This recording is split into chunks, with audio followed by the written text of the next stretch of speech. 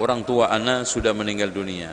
Bolehkah ketika ana kangen ngajak ngobrol layaknya masih hidup? Ya, kalau antum katakan Allah di mana-mana, berarti Allah menempati tempat makhluk.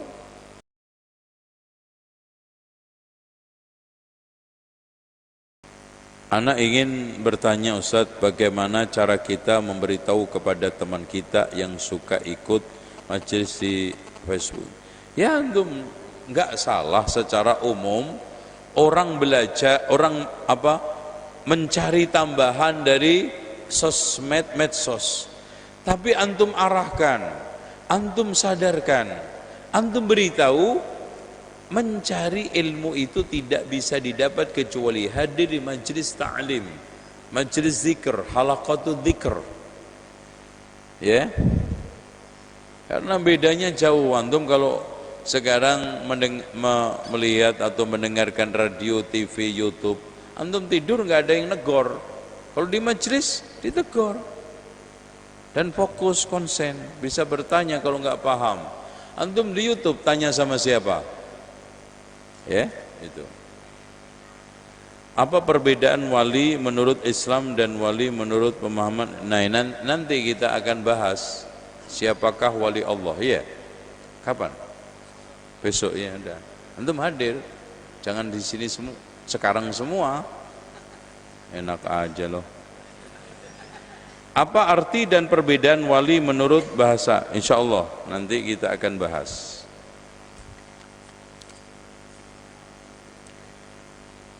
Ilmuwan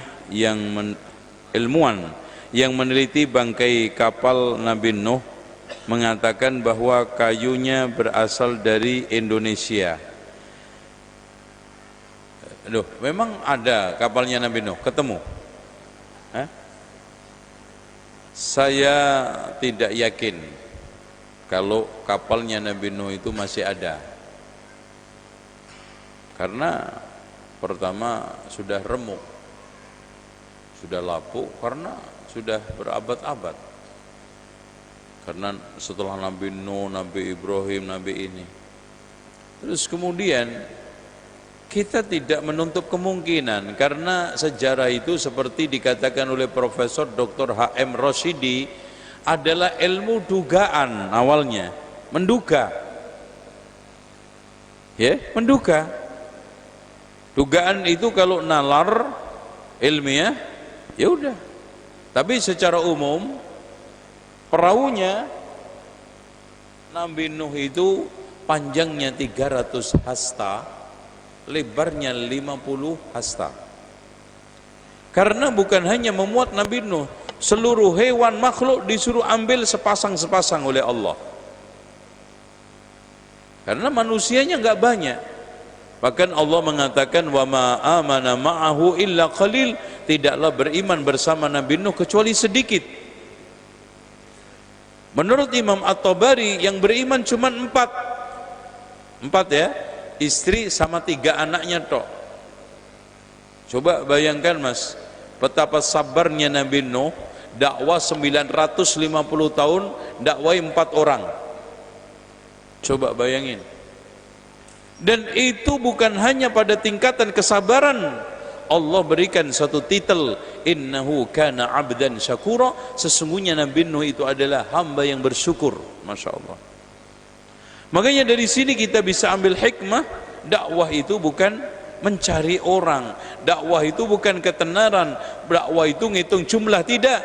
Dakwah itu tabligh, menyampaikan kebenaran. Yang penting nyampe. Berapa orang? Nabi Yasin tadi nabinya 3, pengikutnya 1. Hebatan mana? Nabinya 3, pengikutnya 1. Itu pun ditolak pengikutnya yang berusaha untuk membantu dakwah, diinjek-injek, digebukin sampai keluar duburnya, akhirnya meninggal dunia.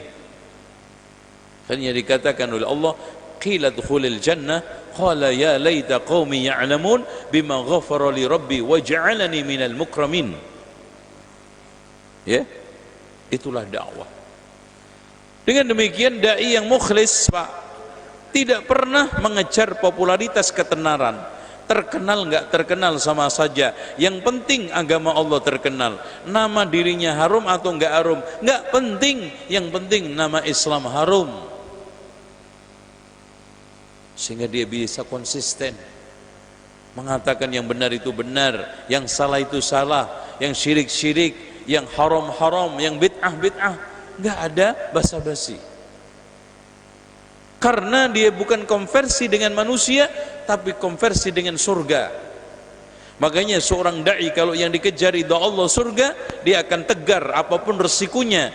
Tapi kalau yang dicari adalah ketenaran popularitas, selalu mencari ridha manusia, maka plin-plan, bolak-balik, dan ngikutin aliran arus. Mas, ibarat nyebrang sungai, lawan arus hancur, ngikutin arus juga apa? Hanyut. Ya, harus pakai bersiasat gitu loh. Jangan lawan arus bener, jangan ngikutin arus. Lawan arus hancur, ngikutin arus hanyut. Podo mati nih. Ya, gimana caranya? Kita harus hikmah. Ud'u ila sabili rabbika bil hikmati wal mau'izatil hasanah wajadilhum billati ahsan. Orang tua anak sudah meninggal dunia. Bolehkah ketika anak kangen ngajak ngobrol layaknya masih hidup? Ya nggak boleh, antum gendeng. Dan antum bisa dimasukin setan, Pak. Nggak boleh. Jadi ini akan bisa memunculkan halusinasi dan bisa nampak nyata, dan yang nampak nyata bukan orang tua antum, bisa setan. Sehingga jangan, ya. Ustaz, di YouTube ada utama si fulan bilang Allah ada di mana-mana. Nah ini kan pengaruh ini YouTube. Makanya ngajinya di Uni aja, antum jangan YouTube terus. Ada utama si fulan ada di atas aras. Emang orang awam akan bingung. Kenapa bingung? Pak, Allah berfirman, kalau antum membaca surat Al-Hadid ayat 4 selesai. Ya, surat Al-Hadid ayat 4 selesai, nggak akan bingung. Buka surat Al-Hadid ayat 4. Ya, Huwallazi khalaqas samawati wal arda fi sittati ayyam thumma istawa 'alal 'arsy ya'lamu ma yaliju fil ardi wa ma yakhruju minha وما ينزل من السماء وما يعرج منها وما يعرج فيها وهو معكم أينما كنتم والله بما تعملون بصير. Selesai. Bahkan Pak, Masya Allah, yang menarik, Imam Al-Baghawi di dalam tafsirnya Ma'alimut Tanzil ini nggak menafsirin apa-apa. Bahkan Imam Al-Baghawi menurunkan ayat apa adanya, nggak nambahi, nggak ngasih komentar. Apakah Imam Al-Baghawi nggak paham, nggak ngerti, nggak nafsirin ini? Tidak. Imam Al-Baghawi berpendapat, mengambil kesimpulan ayat ini saking muhkamnya, saking jelasnya, nggak perlu dijelaskan lagi. Walladzi khalaqas samawati wal arda fi sittati ayyam. Dialah Allah yang menciptakan langit dan bumi 6 hari. Summa stawa 'alal 'arsy, kemudian semayam di atas arsy. Pak, saya tanya, ketika Rasulullah Isra Mi'raj ketemu Allah di mana? Di Gua Selarong? Di Gunung Kidul? Di hutan Afrika atau di Sidratul Muntaha? Sidratul Muntaha di mana? Langit. Selesai. Jadi kemudian semayam di atas arsy. Allah mengetahui apa yang keluar dari bumi, masuk ke bumi, yang turun dari langit, yang naik ke langit. wa huwa ma'akum, Allah bersama kalian, melihat, mengetahui kalian. Wa huwa ma'akum aina ma kuntum. Di mana saja kamu berada, Allah melihat kalian, mengetahui kalian, mendengar suara kalian. Wallahu bima ta'maluna basir. Allah terhadap apa-apa yang kalian lakukan melihat. Tuh kan? Jelas kok. Dari sini zat Allah semayam di atas arsy, yang bersama kita apa? Pengetahuannya, penglihatannya, dan juga pendengarannya. Di mana saja kita diketahui Allah, dilihat Allah, didengar Allah, dipantau Allah, dan kita bersama Allah. Sekarang terakhir, Mas, kenapa ketika orang berdoa mengangkat tangan ke atas langit? Itu perhatikan. Sampai yang mengatakan Allah di mana-mana, kalau berdoa ngangkat ke mana? Antum pernah lihat berdoa begini? Rabbana atina. Karena di mana-mana. Rabbana atina. Atau tarik kecak. Enggak mungkin. Semua begini, Pak. Ya Allah. Bahkan semua orang ketika susah, sedih, galau, sambil menghela nafas, ya Allah, lihat ke langit. Fir'aun saja ketika ingin mencari Tuhannya Nabi Musa, yaitu Allah, suruh Haman untuk membangun bangunan ke atas langit. Ana ingin nengok Tuhannya Musa ke langit.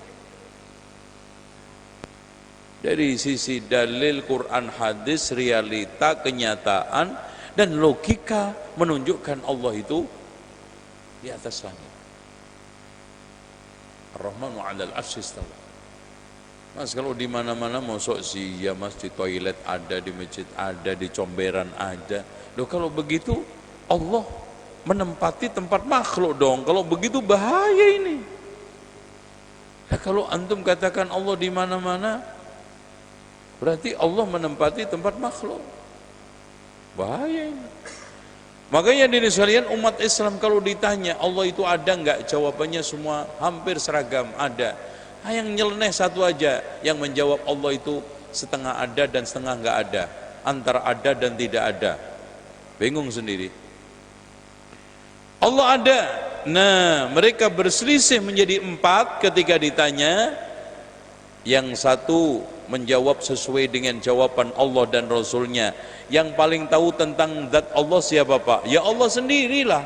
Setelah itu siapa? Rasulullah. Allah mengatakan Ar-Rahmanu 'alal 'arsy istawa.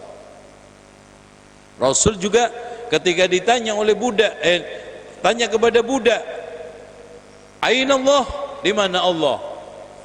Fis sama. Man ana, siapa saya? Anta Rasulullah. Rasulullah mengatakan, "I'tikha fa innaha mu'minatun." Merdekakan dia karena dia itu mukminah. Kalau seandainya jawaban si budak itu salah, Rasulullah tidak mungkin membenarkan dan tidak mungkin mengatakan i'tikha fa innaha mu'minatun, dia beriman. Ada yang menjawab yang kedua, Allah di mana-mana. Yang tadi jawabannya. Yang ketiga, Allah tidak di luar alam, tidak di dalam alam. Yang keempat, Allah di hati saya. Ini paling ngaco. Pak, saya tanya sama antum, kalau ada orang yang mengatakan Allah di hati saya, besaran antumnya atau berasaran Allahnya? Subhanallah, jangankan zat Allah, Pak, kaki Allah ya, yang itu diletakkan di kursinya. Karena para ulama seperti Ibnu Abbas mengatakan arsy itu tempat semayamnya, kursi tempat kakinya Allah. Itu saja Allah mengatakan apa? Wasi'a kursiyuhus samawati wal arda. Kursi Allah itu lebih luas daripada langit dan bumi. Bagaimana kita bisa membenarkan Allah di hati saya? Gede banget sampean. Nah ini. Jadi ini soal masalah kaitannya itu ya.